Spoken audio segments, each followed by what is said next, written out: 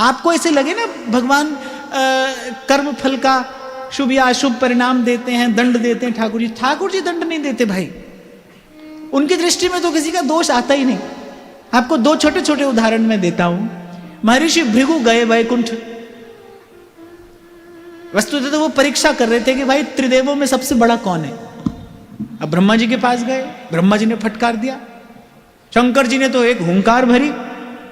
जब नारायण के पास पहुंचे तो नारायण के वक्षस्थल पर पाद प्रहार किया, और नारायण उठकर क्या कहते हैं कि हमारा वक्षस्थल बड़ा कठोर है, आपका चरण कोमल है, आपको पीड़ा तो नहीं हुई, आपको कष्ट तो नहीं हुआ। तो नारायण ने तो कुछ नहीं कहा,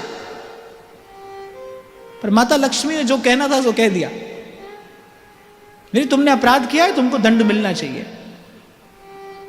ऐसे ही चित्रकेतु भगवान से वरदान पा लिया, और ऐसे ही बस किसी दिन किस अभिमान में, जाने किस अभिमान में, और सबके आराध्य त्रिलोकीनाथ भगवान शंकर को भरी सभा में जाने क्या क्या कहने लगा। महादेव हंस रहे हैं, मुस्कुरा रहे हैं, महादेव जानते हैं भाई ये भगवान का भक्त है। तो महादेव ने तो कुछ नहीं कहा, लेकिन जो जगदम्बा साथ में बैठी उन्होंने तत्काल श्राप दिया, बोले मूढ़ है, नराधम, असुर होने योग्य है, जा अभी आसुर योनि को प्राप्त हो जा। तो ठाकुर जी दंड नहीं देते भाई, पर जो उनकी सेवा में प्रकृति है ना, जो तत्पर है, जो उनकी सदा सेविका है, सदा संगिनी है, वो दंड देती है, वो निग्रह का कार्य करती। सूर्य की दृष्टि में अंधकार नहीं आता, ठाकुर जी की दृष्टि में किसी का दोष नहीं आता। ऐसे प्रसंग आया तो मैंने आपको ये कह दिया, प्रभु नहीं देखते किसी का दोष, वो तो कहते हैं सब मम प्रिय सब मम उपजाए, वो तो कह रहे सब पर मोहि बराबर दाया।